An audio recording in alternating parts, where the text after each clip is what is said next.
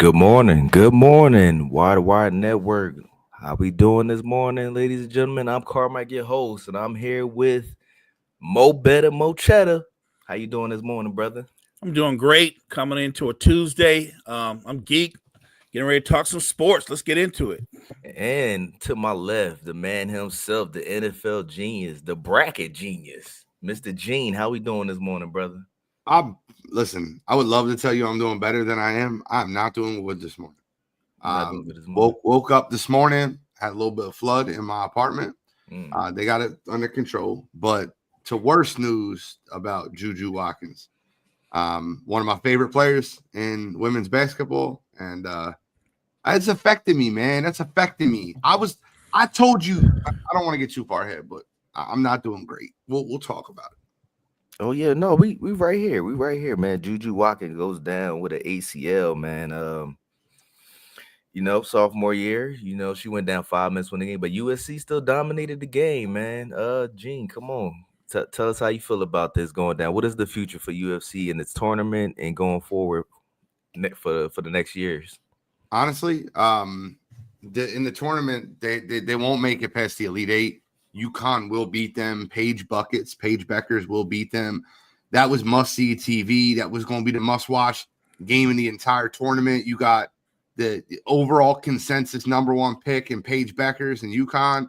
Would if both would have won next round, would have went up against Juju Watkins, who, in my opinion, is the best women's basketball player in college basketball, is Juju Watkins. And you would have had those two going up against each other, and that would have been must-see TV.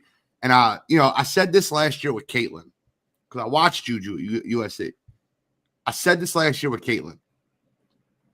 Caitlin's the best college basketball player we've seen until Juju is finished. And after last night, I don't know if I could say that anymore. And that sucks because watching Juju Watkins play basketball freshman year, averaging close to 30 points a game. And, what she's done this year, leading USC to being a 1 seed. And it's not only is she leading them to be a 1 seed, she's led them to be a better basketball team all year. Each player on their power forward is going to get drafted in the top 10 in the WNBA draft. And it's because of the attention that Juju Watkins brings to that team. I'm upset, man. I know injuries happen, and I understand she's young and she'll recover, but you hate seeing this. She's the best player in the tournament, and you hate seeing something like that. That'd be like Cooper Flag going down for the men's tournament. You would hate to see that. You would hate to miss that type of. Anytime I get the chance to watch her play basketball, it's a treat. Absolutely, Mo. How you feel about Juju going down in the future of USC in this tournament right now? For me, it took the air out of the tournament for the women's tournament. It took a lot out of it. I was really looking forward to seeing her and Paige go up against each other. I think that was going to be a great matchup. Juju to me is the best player, but Paige is a baller. That was going to be a back and forth, and it's disappointing. The first thing I thought of is the recovery period, and my main concern going forward for her, because I'm such a fan, is that she doesn't think about coming back until she's 110% healthy. She's got to think about her long-term future beyond her time in USC. Come back 100% if you're 100% in your senior year and take that momentum into the W. For me, I hope that's what her and her team are thinking about first and foremost. So y'all got UConn winning it all now? Gene, No, you don't have UConn winning it all? I didn't. I said, first of all, let me just be very clear. I had USC beating Notre Dame, and I'll tell you this. I don't care what their seeding is. I'm just going to flip the script and have Notre Dame win. I think Notre Dame ends up winning the NCAA tournament. I know they're a 3 seed. I know that I am. Listen, I love their team. I love the Notre Dame's overall team. They got a big 3. And when you look at Notre Dame's big 3, you'll understand. You'll understand why I have them where I have them. They have 2 lottery picks, and they're not even the best player on the Notre Dame team. So their 2 lottery picks aren't even the best player on their team.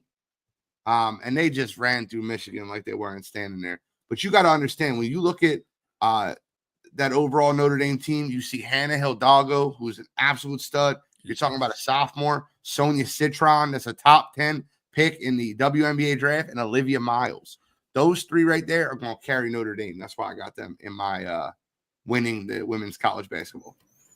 Mo, you got Dame too, or where you going with, man? Because the number ones look dominant to me in the turn. Like they just trashing teams right now, all the way into what they say in the Sweet 16 now. I like Notre Dame, and they're incredibly talented, but maybe the best team I still think is still South Carolina. I still think it's the champs. They're really unique in that they have a couple of dominant post players, but overall they don't blow you away with their talent. It's just how they get after you physically. They're a reflection of their coach, Don Staley. So I'm gonna roll with the champs. You're rolling with the champs, man. I can respect it. Let's switch over to the men's side. Did you see the video I gave y'all from Pitino's interview, man? I seen that before we talked yesterday. I seen that interview. Hey, Mo, did you see it? I did not see it, but I'm sure it was interesting. If it's Rick Pitino, it's interesting. Oh man, let me just give you the gist of what this man. He sat up there on the podium, right during the press conference. You know, he said that we didn't share the ball enough. You know, that was their ultimate demise. And when he was asked about sitting RJ Lewis, he said he played 30 minutes. That's a long time for a player.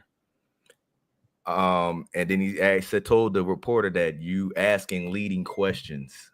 So you know why he sat. I don't understand that. I'll explain it to you. And like this is the thing. I speak Pitino, right? You know, like a lot of people don't speak Pitino. I speak Pitino, right? I understand exactly what he said and why he said it.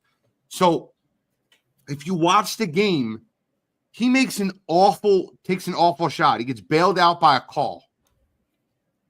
He was taking awful shots all game. He was forcing things. That's why he was 3 for 17. He takes a bad shot, and I'm guessing, just taking a guess, that Pitino goes, hey, man, you got to stop taking these awful shots. You got to pass the ball. And with 4 minutes and 48 seconds left in the second half, he takes an awful shot. He gets bailed out by a bad foul call, makes both free throws, gets subbed out again. Real quick, Gene, but isn't that the point of having your star player? Because they get those calls. Anybody else is not going to get them calls, which you need them calls down the stretch, especially the way they was calling fouls that game. It was 44 fouls in that game, but that's what you want down the stretch, right? We talked about this on Wire to Wire when we did the bracket. St. John's and Houston are the biggest detriments for their team is to run into a foul official crew that is going to call ticky-tack fouls. They play physical style defense. I'm worried about Houston running into that same officiating crew. You cannot call 44 fouls in an NCAA basketball game. It destroys the tempo of the game. Now, granted, does St. John's play handsy? Are a lot of those fouls ticky-tack fouls? Are they going to get called at the next level when you have star treatment like Trae Young? Absolutely. But you cannot. You got to coach. That's when you have to coach. Pitino's got to pull that kid aside, sit him aside. You have the under 4 minute timeout left. You sit him down. You go, listen, I will keep you on the bench the rest of this damn game if you don't stop taking these stupid ass shots. I need you to lead. I need you for these last 3 minutes. Mo, how you feel about it, Mo? How you feel about the press conference? I didn't know he said that. I hadn't seen that. But look, if you saw the game, to me, they had that conversation. And my guess is due to Pitino some colorful words. You know what I'm saying? He told him some colorful words. He went back out. Pitino's like, you can say whatever you want to say as long as you do what I just told you to do in terms of moving the ball and not just chucking up shots. And he still was chucking up shots. I get that he's your best player. I get that great players get calls, but he was also hurting the team. He was hurting the team. I get the whole you got to play your best play. He wasn't playing. He wasn't playing great. I understand you got to ride with your best player. I felt kind of like what you brought up yesterday, Carmike, when they sat Harden down in that game 7. They got better because he was killing the team. I think he was killing the team. So I get it. And now that I know that he said that in the press conference, like you know why I sat him. Like you do know why he sat him. I know why he sat him. I mean, hey man. I mean, he's a Big East player. You know, Big East player of the year. Big East player of the year. I think at that number point, one player in the conference. You Not gotta his look at team. yourself like, hey, bro, you gotta coach him and like, hey, we're in clutch time. This is you one and done. RJ, if you got the shot, take it. Other than that, bro, pass the ball. You got teammates. This is a teammate style game. You're not out here by yourself. You got a coach as Pitino. You know, maybe he just got old age right now, right? Who knows? Hold on. I want to answer this. My man, DJ Duvernay. Do my Terps have a realistic shot of beating Florida, born and raised in Baltimore myself? If you don't believe they do, it won't hurt my feelings. Let me just say, they absolutely have a chance at beating Florida. When you get to the Sweet 16, listen, I love the Crab Five. I've talked about the Crab Five on this show multiple times. They have 5 guys that can absolutely score. They have 5 guys averaging over 11 points per game. They got 5 guys in this tournament that can play basketball. And Queen, who I think is their best player, who I think is a lottery pick, that kid is next level from Baltimore. So you know above anybody. That's a homegrown team. I love the Crab Five. Absolutely have a chance of beating Florida. I don't think they will because I think Florida is the better overall team. But this isn't no Cinderella. Crab Five's got a real shot. Sorry. I'm gonna give that a hard no, DJ. I'm gonna give it a hard no. I'm gonna tell you why I'm gonna give it a hard no. They had to go down to a buzzer beater with Colorado State, and Walter's gonna give them buckets, man. Yeah. He's gonna give them some major buckets, man. But Carmike, Florida went down to the wire with UConn, and I'm gonna be honest with you. UConn ain't a bad team. Yeah, they've been a bad team all year. You haven't like Carmike. Don't take this the wrong way. UConn is obviously tournament tested. They have Dan Hurley, but UConn's been a bad team all damn year. Colorado State had a better year than UConn, and when you compare those two teams, I think Colorado State's the better basketball team. Don't you gotta compare the strength of schedule at the same time, though? Do you really think Colorado State's schedule was really like that of UConn's? I mean, UConn plays in the Big East, bro. It's not like they're playing. They're not playing the SEC or the ACC schedule, bro. They're playing Providence. They're not playing. They're playing Villanova. They do have the best coach in the country, though. Best coaching matters. Mo, come on, man. Hey, what you? I think it matters, but I want to be consistent. I picked Florida, right? They're gonna be in my Final Four, so I don't have them beating the Crab Five. But if the Crab Five beat them, would I be stunned? No, I wouldn't. I would not. The way I watch the tournament is I don't get caught up in what their schedule was. We're done with that now. Now it's like what happens out on the floor, who you play against, and these games play out so differently than they ever would play out in the regular season. And then it comes down to which group of kids can handle that pressure, right? And not everybody's cut like that. The shot that kid made in that moment, that just elevated him. He was already a great player, but you don't think he's going to come in there with that much more confidence thinking, I don't care who we're playing. There's no one guy that can guard me. So I think it's going to be a back and forth game. I picked Florida to win, but absolutely the Crab Five have a shot to win this. I'm there. I think it's going to be one of the better games in the tournament. That one? Maybe, man. You know, I thought maybe, man. I don't know. Carmike hating, bro. Just a little bit, because I think he's hating because he's like, come on, man, they just barely beat Colorado. Yo, those kids came in there was balling. They was balling. Thanks. Like, Carmike, who do you ever win in the tournament? Duke. Okay, I thought you was going to Duke is overwhelmingly too powerful, man. Like they got too much going on for a lot of these teams to even handle in the tournament, man. I don't see them losing. I don't know. But well, we shall see, man.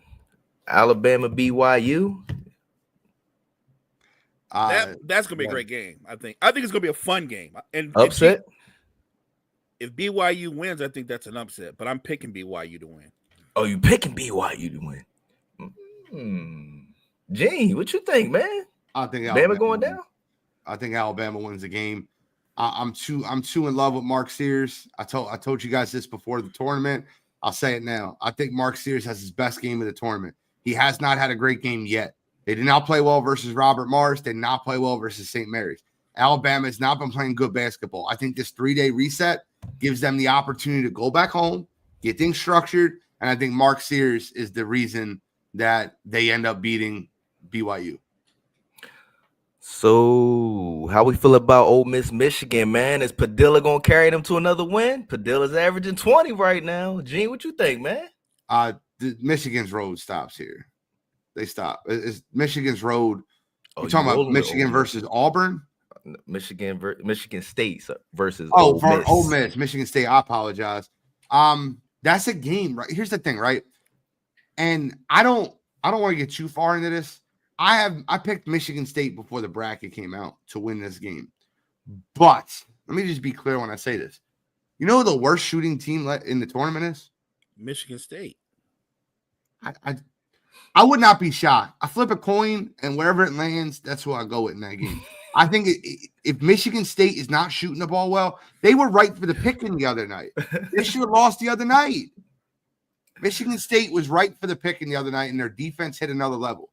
And versus New Mexico. And I'll tell you right now, Ole Miss is a lot better than New Mexico. I could see it going either way. If you had to put me on a blender, I'll take Sparty because of Tom Izzo, but do not get it twisted. Ole Miss can win this game. Mo, what you think, man? You think Padilla gonna carry this game? I think Tom Izzo can carry the game. Look, Michigan State, what they do better than almost anybody else, they muck up games. That's how they play. They make you come down to their level. They make it physical. This is one of those games we were talking about earlier. Depending on the referee crew and what they allow and don't allow, Michigan State can be in trouble because they're not a good shooting team. And if you just said if they have to rely on their shooting, if they have to rely solely on their shooting, they're going to lose. They have to muck the game up, make it physical, make it more of a grind. That favors them. Then coaching comes into play even more. I'm going to give the edge to Tom Izzo. If it's a slow pace, muck it up game, Michigan State's going to win. Michigan State. I think I'm going with the upset, man. I think Ole Miss going to take them. I think Ole Miss might take them. But how we feel about the Kentucky-Tennessee game, man? I think that one was going to be pretty close. I disagree. You disagree? I think this is going to be a blowout. I absolutely think this is going to be a blowout. Who you got blowing out? I got Tennessee blowing them out. Chaz Lanier is on it. Chaz Lanier is on another level right now. He is playing some of his best basketball of the season, and I think that Tennessee runs them. I don't think Kentucky's well coached. I've said that throughout this tournament. I do not think Kentucky is a well coached basketball team, and I think that Tennessee runs them. I think this is an easy game for them. I know Zakai Ziegler. You're talking about senior presence, fifth-year senior guard. Chaz Lanier, the transfer, he's averaging 18 a game, one of the best shooters in the country. He's 6'4". The guy is an absolute pro. I love Tennessee in this game. Mo, where are you going? I think this is going to be a back and forth game. I think it's a tight game. I don't see Tennessee pulling away. I think a lot of people might have them pulling away, but I think this game is going to come down to the wire. This is the game that I would flip a coin on because I think it's going to be one of the best games in the tournament. Absolutely. It's going to be one of those games, man. I believe it, man. You know, they got, 4 people in double figures on Kentucky, man? Like, they're not going to go away lightly. You know what I mean? But, hey, this is why we here, man. Difference of opinions. To Gene's point, though, if it comes down to coaching, if it's one of those things, final 2 minutes, one team's up 1 possession or 1 point or whatever, I think that favors Tennessee. I think Kentucky wins off of raw talent. I agree. They're not well coached. What they do when they're playing their game, it's really just their raw talent. And when you watch them play, it almost looks like a pickup game sometimes. Let me just be clear. I've said multiple times, and he said, I agree, Kentucky isn't well coached, but I think familiarity matters. I've said this multiple times about Kentucky not being well coached. I want to be clear. I don't think Mark Pope is a bad coach. But you have to understand when you're taking over a Calipari's team and trying to bring in your play, like he has not, like this is year 1 for Mark Pope, right? He has to be able to bring in his own players. And I think that through that system, he'll be able to coach his players. Like I don't want to trash Mark Pope. He's done a poor job this year. But I'll take Tennessee. Tennessee. I think it's gonna come down to the wire, but I believe also it's gonna come down to how your players, your top players, finish the game. Sure. As we seen Battle Cell, we seen um what was the guy in the Merlin game? They missing rebounds, but he was hitting some big shots, but can't secure rebounds. You RJ choking down the line. That's your top player, man. I think it's just gonna come down to how your players play down the wire, man. The lesser team with the less mistakes is gonna win. Michigan and Auburn. Mo, who you got, man? I'm going with Auburn. I'm going with Auburn. Auburn. I think it's a competitive game, but I think Auburn pulls away.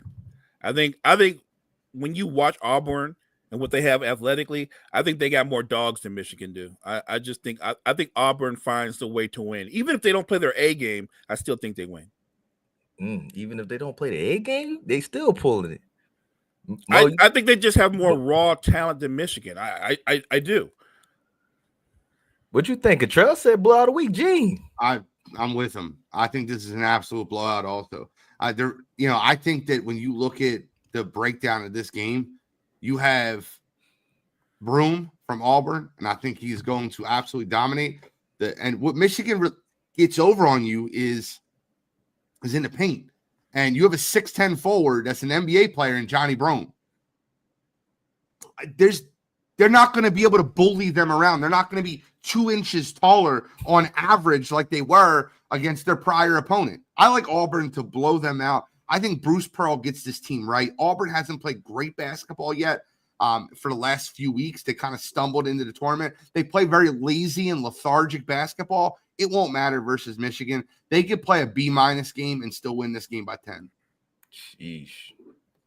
That's tough. And last one on Friday, Houston, Purdue. Gene, who you taking? I'm going to tell you something right now. I don't think I would have said this before the tournament, but no, I'm serious. I am watching Matt Painter, and I am giving him his credit. For years, I was just like, oh, Zach Edey, he's like 7'3". Matt Painter has done an incredible job coaching this Purdue team. Incredible job coaching the team. And when you look at this Purdue team, they were not playing well going into the tournament. But I don't think there's a team that's looked more impressive the first 2 rounds of the tournament. Now, granted, I don't think they played like a team that they're going to see with Houston. They played High Point and they played McNeese, but they outclassed both of those teams. They're both mid-majors. I understand that, but they outclassed both of them. And I watched that McNeese game, and you're talking about a coach from McNeese who just got hired at NC State. He's a good coach. They made them look silly. Trey Kaufman-Renn, their big man center, is just something that's very tough to deal with. And the way they pass through the paint, Braden Smith is a very good point guard, very good guard for Purdue. I think Purdue pulls the upset. Give me Purdue, and I'll take them beating Houston. Real quick, though, Mo, I ain't going to cut you off, brother. Cottrell, when it comes to college basketball, man, I'm a any given Sunday type of guy, man. If you know what any given Sunday mean, that means anybody can take it, man. Anybody. Auburn respectfully should beat them, but you never know who's going to show up in the game when the lights is on. The bright lights, people choke, some people show up, but respectfully, Auburn should beat them. Mo, who you got, man? Purdue? Well, I picked Houston to win it all, so I got to be consistent. But wait, look, you picked Houston? Pick to win everything? I did. Over Florida and Duke? Yeah. Woo-hoo. Look, in the end, if you look at Houston again, and Gene hit on this, depending on what they allow, they play one way. They go all out. They get after you on both ends of the floor in a physical way. They're very athletic. If the officials are going to let them play, yeah, I feel good about my pick. Even against Duke, if they let them play, they're going to win it all if they let them play. Now, if they're going to call it tight and it's going to be like, oh, they're touching them, or I'm sure the other coach will be whining about the physicality. They're going to get calls. But if they're going to call 44 or more fouls, then Houston will lose. Plain and simple. Have you seen the dynamic duo of this tournament, Proctor and Flag? I've Have you seen them. seen them? I've seen them, but I've also Proctor's seen. playing insane. I've also seen who they played, so I'm not in awe. I've also seen. I will say this: don't sell Houston short. LJ Cryer absolutely can ball. The guy is an absolute stud, and Juwan Roberts is a big man for them that can absolutely bang in the post with Cooper Flagg and give him problems. The strength of Houston is exactly where the strength of Duke is, and that's a nightmare matchup for Duke. I'm just be very clear with you. If Duke plays Houston, I hope they don't. But it's a nightmare matchup for Duke because the strengths of Houston is physicality. Duke struggles with physicality. They struggle versus Clemson early in the season with physicality. And then also the strengths, it looks like, one of the things you have to see is how Proctor and Flagg respond versus a team that can get physical with them. Absolutely, absolutely. So this is the first time the Sweet 16 consists entirely of teams from major conferences since the NCAA tournament expanded to 32 teams in 1975. Is this a disappearance of the Cinderella teams in the NCAA tournament, or is this a weird blip or is this a trend that's starting to happen? Mo, what you think, man? I could call it a trend, but I don't think it's a disappearing thing. Look, this is we can call it the Empire Strikes Back, right? The power 5 schools, the bigger schools strike back. But I think part of the draw of March Madness is there's always one team that puts a higher seed on their heels or out and out beats them. Look, we were just talking about the Crab 5, but the Crab 5 could be at home right now. Easily could be at home. This is one of them years where there won't be a Cinderella. But do I think that's over? No, I don't, because like you just laid out, any game, anytime, if you're not playing at the top of your game, you could get got by one of these 13 seeds that don't know what they don't know. So I don't think it's over. I just think it's a trend. What you think, Gene, man? They said this hasn't happened since 1975, man. What you think? I don't think it's over. Let me be clear. I think you'll see less of it. I think you'll see a more predictable tournament, but I don't think it's over at all. So I just want to be clear when I say that. I think it's very a little bit more predictable this year than it's been in prior years, but I do not think it's over. I think that the great thing about the sport of basketball is any team can get hot shooting. Any team can play great defense, and a good coach team can beat a more talented team on a good day. So I don't think it's over. I just think that it's slowed down. I don't know, man. I think as Cottrell said, the portal has ruined it. You don't get penalties no more when you transfer out. So I don't know. I think this might be the thing moving forward for NCAA basketball, man. I think the Cinderella schools might be cooked.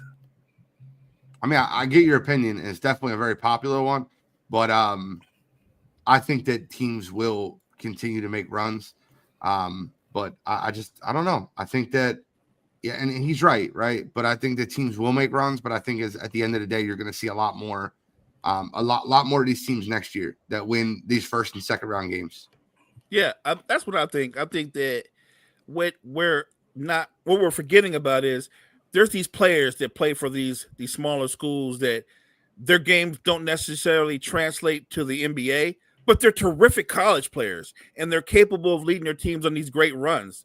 And so I don't think it's done. I just don't think it'll be as common as it once was.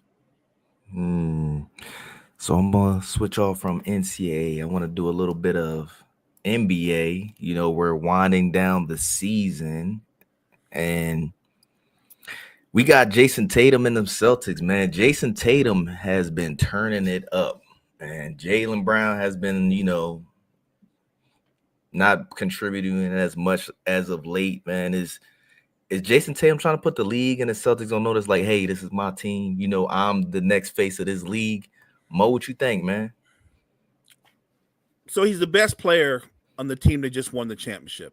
And Jaylen Brown's playing well. What he's not doing is he's not shooting the 3-ball well. He's horrendous from behind the arc. What they have going for them, their two best players are dynamic wing players that play hard on both sides of the ball. I don't know if Tatum's putting things on notice. He's already been one of the top players in the league for a while. I don't know if he'll ever be the face of the league, But what if he's not the face of the league, but he's the guy that while somebody else is the face, he wins 2 or 3 titles? You know what I'm saying? Like, I'll take that trade-off if I'm Jason Tatum. So I don't think the league's on notice. When you look at the Eastern Conference, we can say there's 6 good teams, but there's only 2 teams that are title contenders, right? There's levels to this. Everybody else is just playoff contenders. There's 2 teams that are title contenders. It's the Celtics, it's the Cavs. There's nobody else. You think the Cavs really can they ready for to be a contender? Well, we're gonna find out. There's built for the regular season, there's built for the postseason. The Cavs are not used to being a front runner, but they are a front runner now. Let's see how they handle the pressure. But Boston's been through it, so it's nothing new for them. The question is, can Cleveland meet them? Like, everybody's already proclaimed Boston, Cleveland in the conference finals. I know Boston's going to be there. I don't know if Cleveland's going to be there. Gene, what you think, man? I think that Jason. I hate when he steals my lines. Me and him don't agree so much. I'm serious, but Jason Tatum's a cornball, and I will. I am one of those guys that people go on TV and like they make fun of me for saying Jason Tatum has no aura and that's why he's not. Like, Jason Tatum's a cornball. He's an absolute cornball. I can't stand like his aura, like his attitude. Like he'll never be the face of the league for me. I don't like. I think the person that needs to take that would be Anthony Edwards. I think the person that needs to take that would be somebody that has that type. SGA? No, SGA flops too much for my liking. Oh no, not the flop, not that. Come on. He does, man. I'm tired of that. I'm tired of the flailing, man. It's terrible for the sport of basketball. And I don't think SGA has the right attitude to be the face of the league, and I mean that, right? But no, Jason Tatum's corny as hell. I can't. And him hurting his ankle yesterday was something that, I think that's good for the Celtics to give him a breather headed to the stretch run. Let him heal that ankle up. They're locked into the 2. They're not going to get the 1. They're not going to get the 3. Right. Lock him in. Get some other players engaged. Get some more minutes. Get Peyton Pritchard some more minutes. Jaylen Brown gets to play Batman for a couple weeks. I think that's a good thing for them. I think the Celtics are a great basketball team. Great basketball team. But yeah, he's not the face of the league. That's not real. So the Lake Show. Oh God! I'm gonna start with you, Gene, because I already know where Mo stands. He always Lakers in 5, but the Lake Show with LeBron, they just lost to the Bulls 115-146, and to the Magic 106-118 with Luka and LeBron present. They're 3-7 of the last 10, man. The problem I see with them is they having bench problems. Nobody's producing nothing coming off the bench, man. How does JJ Redick fix this going into the playoffs? I mean, he will. They're a veteran. They have veteran leadership with LeBron. They have Luka. They're going to be fine come playoffs. The problem is with the Lakers, and I get it. It's like the Yankees or the Cowboys. They're a topic. They shouldn't be a topic right now, man. Like, it's because they're the Lakers. Like, oh, they lost 3. LeBron's there, and I get it, but I don't know, man. Lakers are always going to be a topic, brother. Come on, man. It's just like the Cowboys. Why are the Cowboys always a topic? Because they're supposedly America's team. But Mo, how you feel about these Lakers, man, right now going into playoffs? I'm not surprised. Like I said, there are going to be times when Luka and LeBron look unbeatable together on the floor, and then there are going to be times where it looks funky. And there's going to be times where teams going to be able to expose their flaws. The game last night, Paolo and Franz, they isoed certain players and attacked them at will.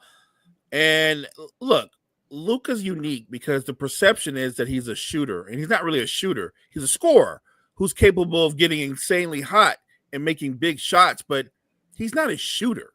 He's a volume scorer, a ball-dominant volume scorer.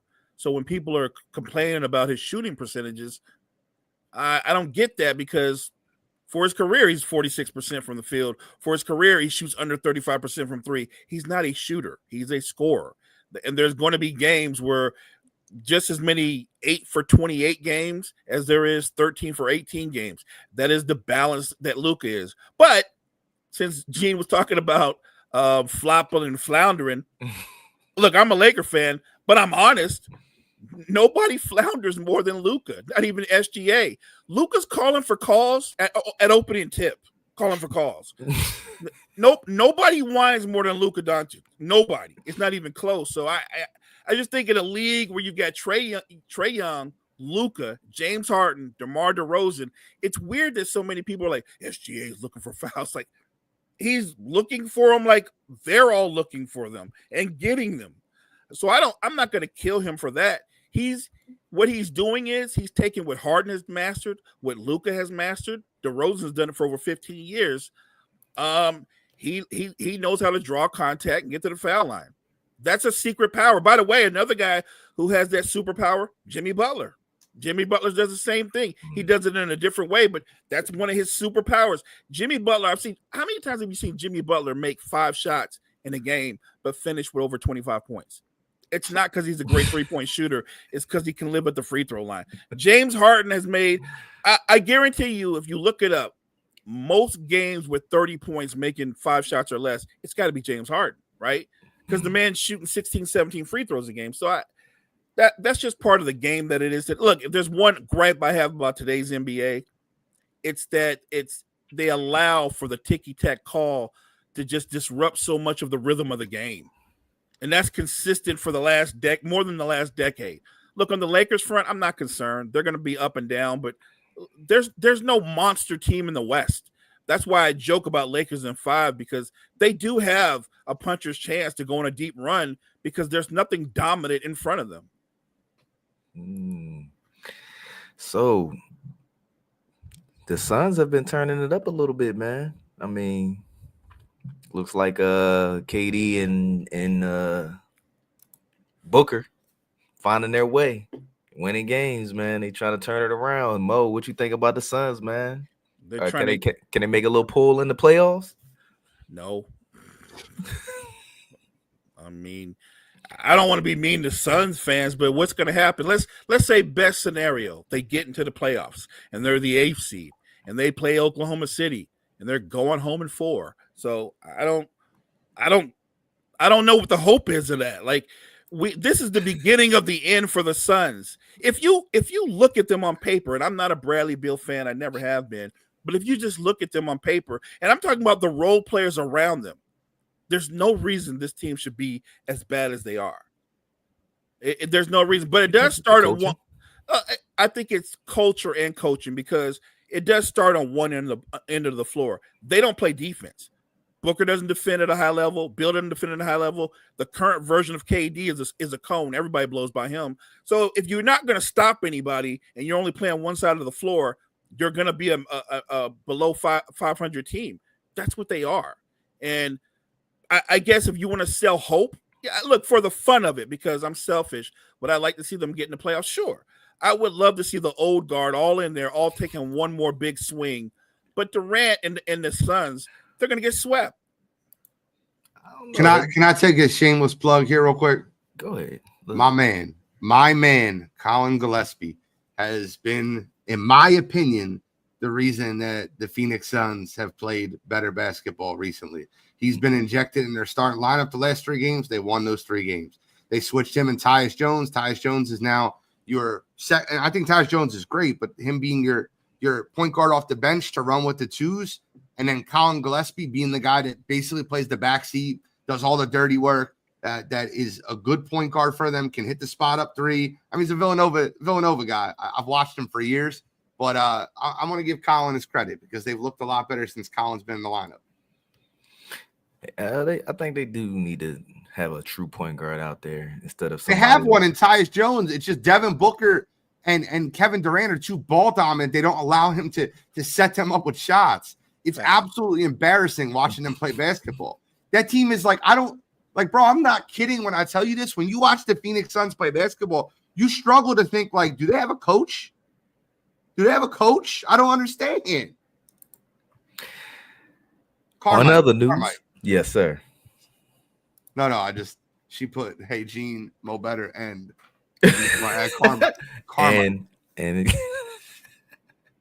in other news, man, Gene, what are the Bulls doing at this point, man?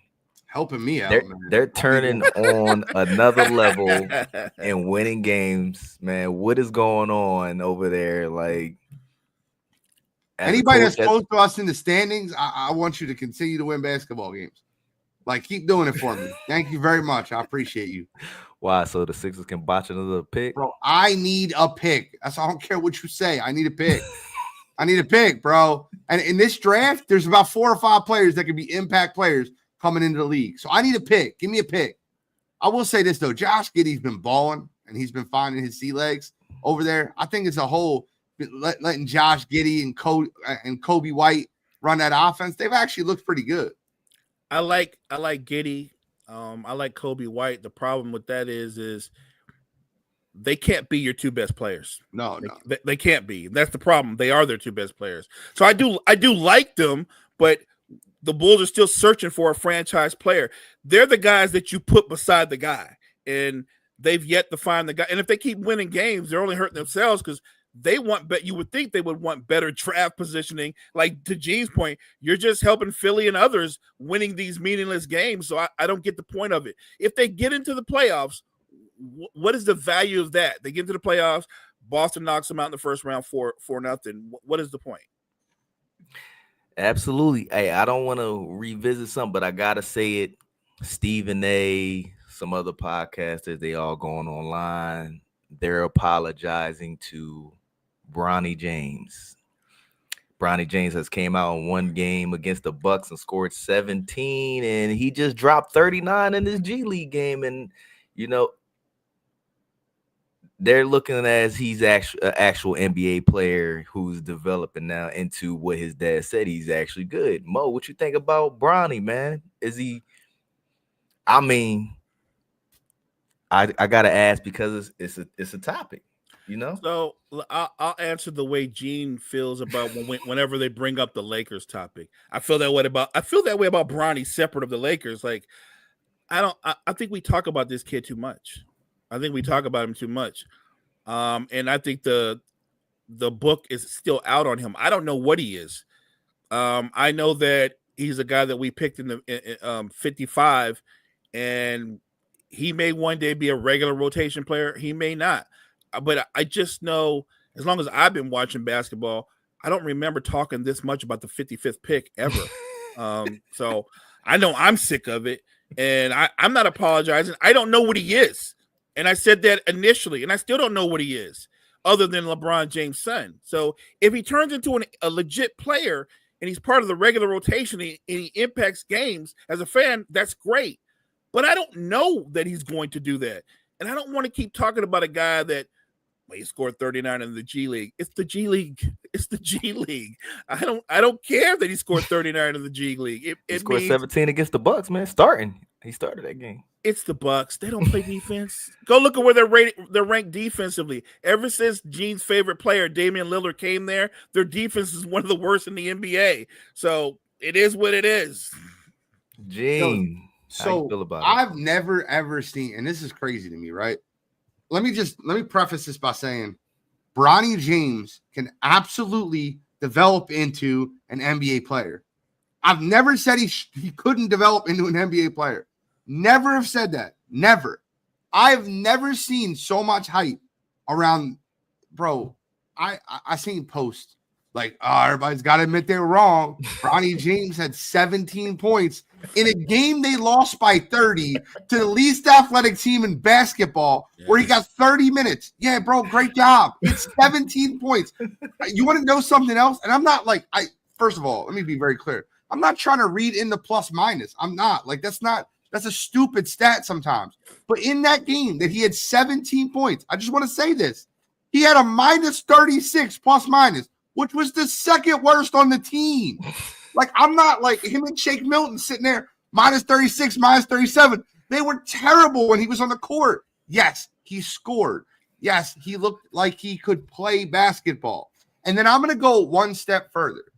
Him getting 39 in the G League is way more impressive to me than him getting 17 in garbage minutes versus he started that game.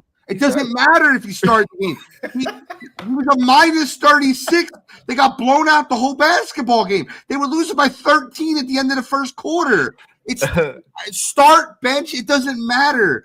Look, let me ask y'all a question real quick. And I need to figure this out. Is Quentin Grimes a top 15 player in the NBA? He's not. He is not. Okay, but why is he averaging 30 a game for the Sixers?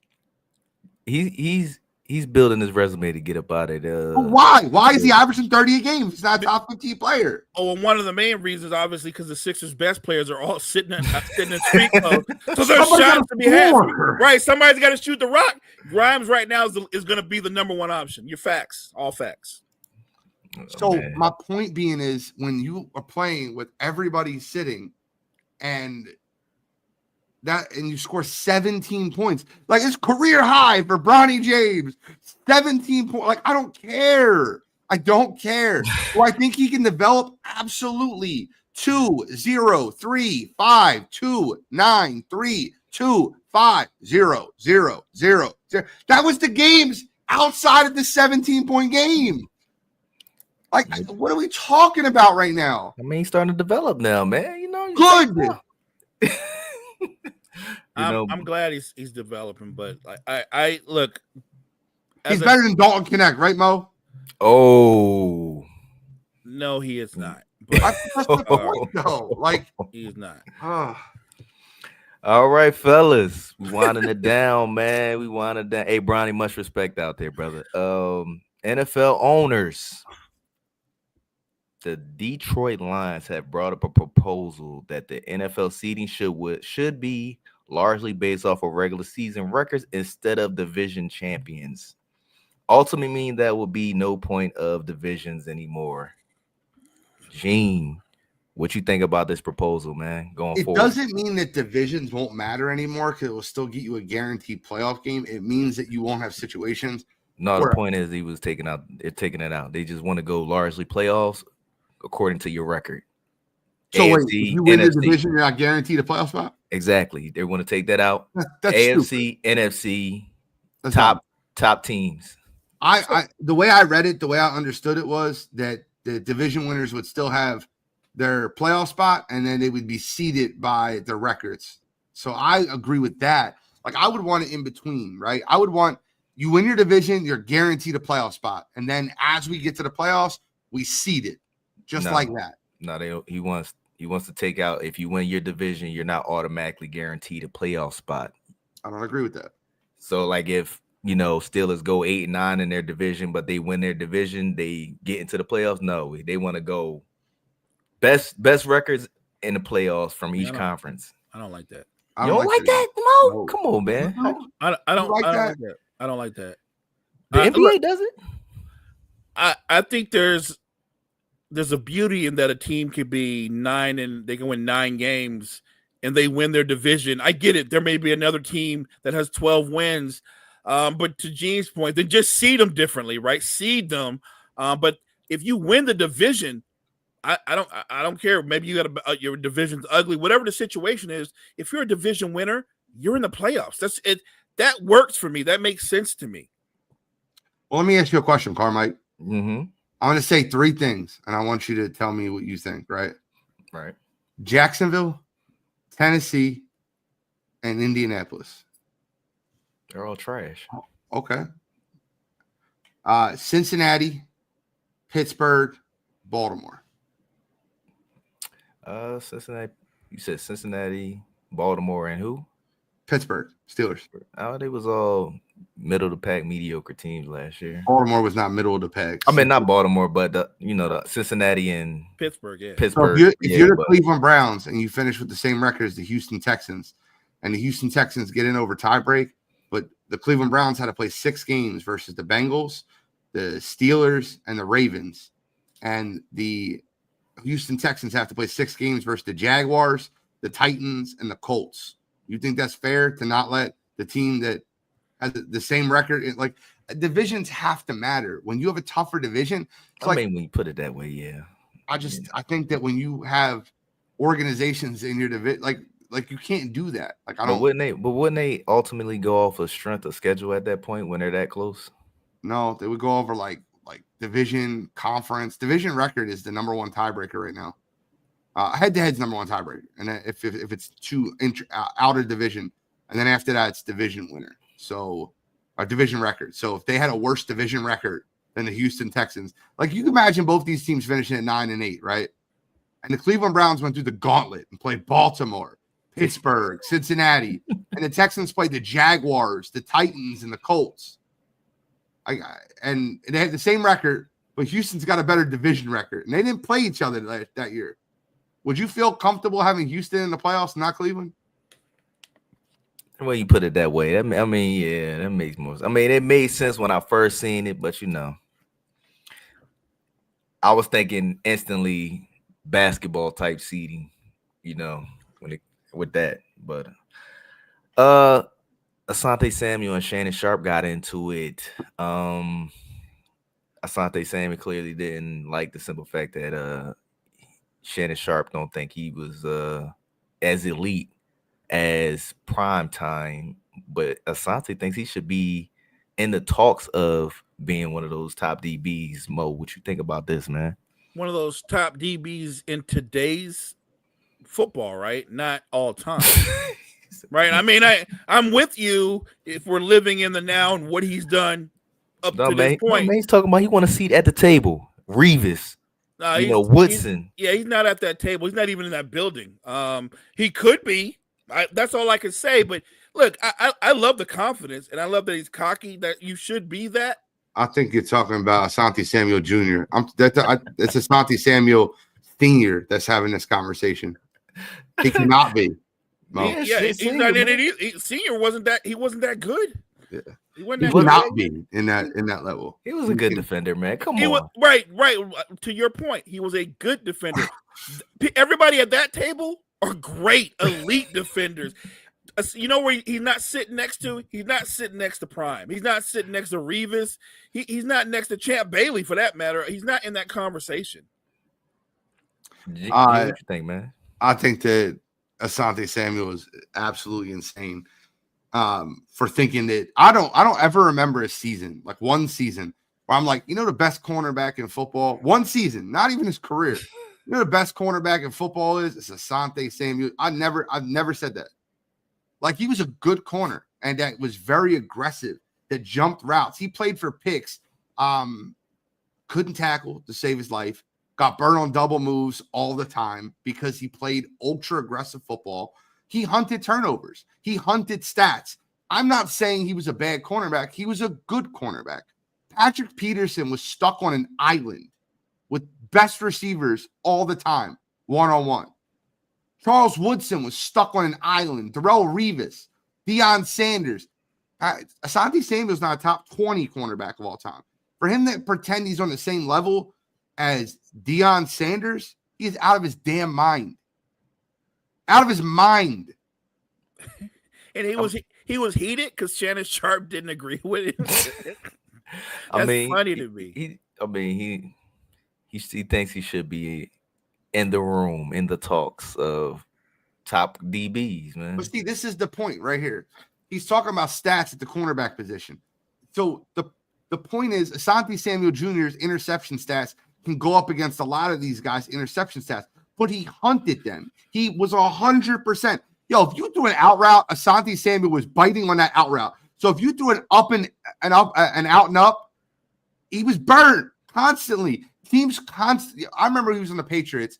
Bill Belichick used to always put, because Bill Belichick's style of defense was, I want to play my best corner man on man versus their number 2 corner, number 2 wide receiver, and then I want to double their number 1 with my number 2 corner and a safety. He couldn't do that with Asante Samuel. That's why he got rid of him. That's why he went to the Eagles, because Asante Samuel couldn't play man to man on an island with a number 2 receiver because he would constantly get burnt. When he went to Philadelphia, he was great at jumping routes, couldn't tackle to save a lick, and gave up double moves like they were going out of style. I mean, respectfully, Nnamdi was trash when he came to the Eagles too. I mean, but the mistake they made is they made Nnamdi play a system that he couldn't play. Nnamdi played zone. He right, played his whole career. They're like, oh yeah, go run cover 2 zone. Facts. Nnamdi Zone is totally different because now you're just playing the space. He had no clue how to play that. He'd never done that. No, I'm just stating facts. I'm not making it. Nnamdi was one of the best man corners in football, and when he was with the Raiders, he would play man to man with anybody. And then I don't know, for whatever reason, Juan Castillo and the Eagles were like, Juan Castillo, a converted offensive line coach to defensive coordinator, was like, yeah, we're gonna play zone defense with Nnamdi Asomugha. What? Yeah, that was a bad call. That was a bad call. So as is winding down for the Steelers, it's looking very likely, Gene, that Mr. A-Rod will be at the helm for the Steelers this season, man. How do we feel about this, man? It's the exit of Mike Tomlin. They are going to fall on their face. He will he will blame the coaching. He will show up his teammates at press conferences. Aaron Rodgers is delusional, man. And like, I'd never seen it in Green Bay the way I see it now. Let me ask you this real quick. Yeah. Do you think they're bringing A-Rod in for the sole purpose to get Mike Tomlin fired because they had enough of him being mediocre? No. They're giving him a last hurrah to take a run with a quarterback. That's exactly what they're trying to do. But the problem with Aaron Rodgers is he goes into press conferences and he just trashes players. That's not what you're supposed to do. Like, I'll never forget the Mike Williams thing. I knew immediately Mike Williams was on his way out and would be traded. When he's like, I threw the ball to the red line. He was supposed to run to the red line. He wasn't at the red line. Bro, you just called your receiver out. Like, are you serious right now? That's not what teammates do. Look, I was one of the biggest, if not the biggest, K1 fan, Kyler Murray fan, until he showed up AJ Green on the football field when AJ Green came there as a veteran, and Kyler threw a bad pick six and tried blaming it on his receiver. Threw his hands up at him and played this whole woo game. I hate bad teammates. I don't like bad teammates. He's a bad teammate. Bo, A-Rod to the Steelers, man, because it looks like that's their last resort. Yeah, I think this just speeds up the divorce between Mike Tomlin and the Steelers. I do. And look, we've talked about this before. The parting of ways between Mike Tomlin and the Steelers, it might be good for both. It might be that time. I don't like it, man. I think they're sabotaging Mike Tomlin, man, because he's in the hot seat right now because they can't get a top pick because they're middle of the pack every season. And I think they're just tired of being mediocre. I think they want to move on from Mike Tomlin. And you got to be delusional as an owner not to know that Aaron Rodgers brings problems. He didn't got the last two coaches on teams fired. So, right, but they just signed Metcalf. He's not easy to deal with either. And you got Pickens, and he's not easy to deal with. So, look, that actually shows you how great a coach Mike Tomlin is, that he can even try to juggle those kind of personalities and still field a team that has a winning record. I agree with Gene. They're saying, "Hey, Mike, we're giving you a franchise quarterback." I disagree with the notion that they think they're giving him a stud. They're giving him what's left of Aaron Rodgers, and they're saying, "Well, with what's left of Aaron Rodgers, Mike, we expect 11 wins. We expect a playoff win, and none of that's going to happen." A playoff win is where we at with it, for sure. Ladies and gentlemen, man, it's been a pleasure to host this show today with Gene and Mo. Gene, you have any closing remarks? I have one. I want to, and I'll talk about this a little bit more tomorrow night on Wire to Wire, little prelude. But Holly Rowe talking about Juju Watkins and the media coverage. She felt like she was at the BET Awards. I don't know if you know who Holly Rowe is. I do. But Holly Rowe has never been to the BET Awards. And it would have been very easy for you to say, I felt like I was at the Grammys, or I felt like I was at an awards with all the stars, celebrities out there. But for you to go out and say you felt like you were at the BET Awards, probably not the best choice of words, Holly Rowe. I was very annoyed with that, and I'll talk about it a little bit more on a segment we have on Wire to Wire. I'm glad Gene brought that up, because to me that says a lot about Holly Rowe. I'll leave it at that. All right. Mo, close us out, big dog. Thank you guys so much for joining us this morning. Make sure you check out all the great content we have at Wire to Wire Network. Wire to Wire Network. We appreciate you.